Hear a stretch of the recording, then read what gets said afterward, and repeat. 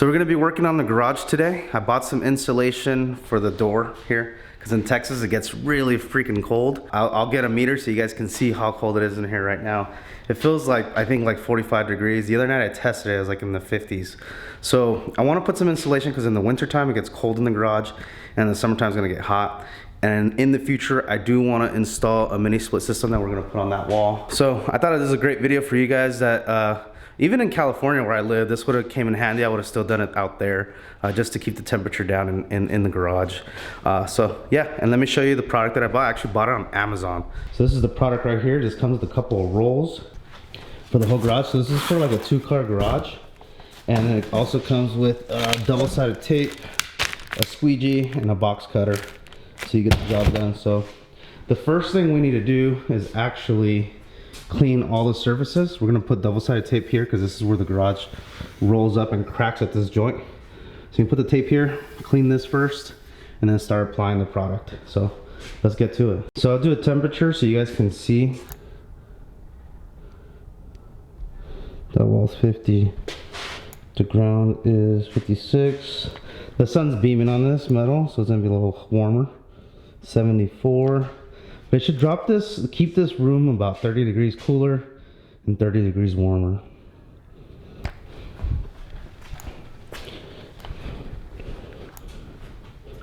So yeah. So according to this manual, it says to use Windex. And I'm gonna use a microfiber rag just to clean these edges. I think all they really want you to accomplish here is to take off all the contaminants so the double-sided tape does not fall off and then gets a good bond with the metal. So let's go ahead and clean it.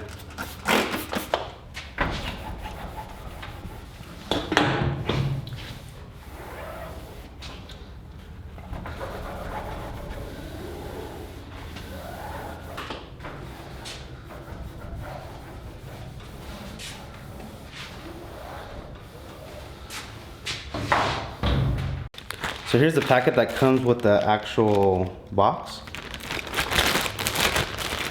You get this pretty sick double-sided tape and this box cutter.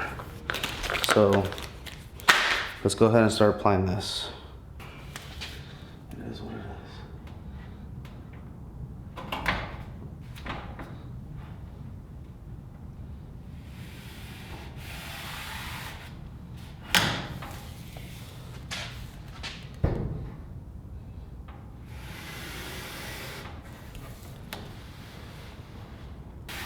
Okay, there's a first layer, and then it says to use a squeegee on it.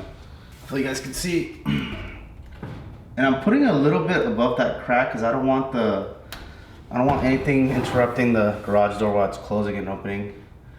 So I'm kind of going above the crack because that's the seam where the garage bends while it goes up the roller. Had really great reviews too on Amazon. Okay. So that's on there. I'll go ahead and use a squeegee. So it sticks on there really good.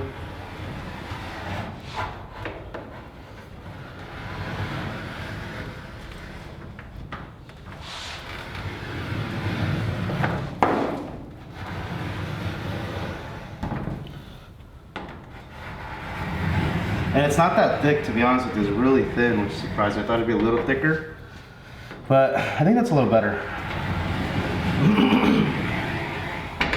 All right, so we'll continue doing it down the road.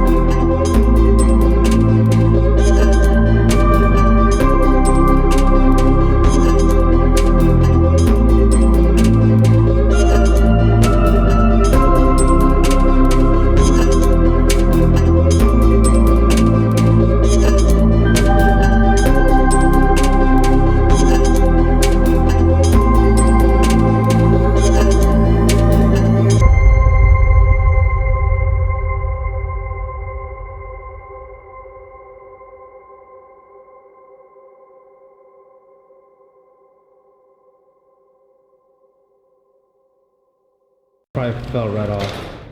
So let's finish it up.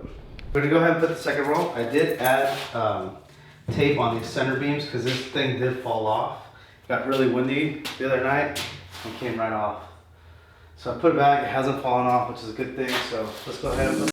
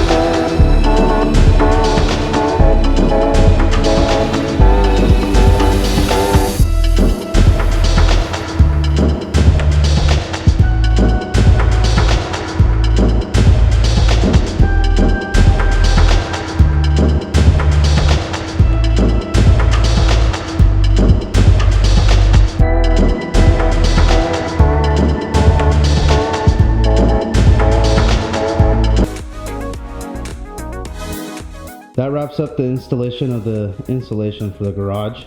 I'll do some tests. I just got it up today and tomorrow to see what the temperature is at, and I'll show you guys the difference. Kind of was a pain in the butt to put. Cutting everything was probably really annoying because if your blade's not nice and sharp, it's gonna leave nasty cuts like this, which I wasn't a fan of, but as long as it does its job for now, this will work. The only other thing I didn't like is that it's only like double-sided tape, which says that you put the tape and let it get tacky without putting anything on it for about 24 hours. I didn't see any difference. It still kind of fell off, so I went ahead and put self-tappers on every sheet metal piece that I could. So now it's pretty secure, as you can see. I installed those. So would I recommend them? I don't know. I don't like the way it looks. It looks clean from like 10 feet away, but when you're in person, it doesn't look that clean. I'm already getting used to it. I think I will get used to it, but I just wish there was something cleaner and easier than this. I wish it was already cut where you didn't have to cut it. I think it'd come out a lot cleaner. I would recommend you get like a razor blade, a sharp one, and change it every time you cut a panel. I didn't have any. That was my one regret. And get some soft tappers. So everybody that was curious of the temperature, you can see the temperature did drop. You guys can see that.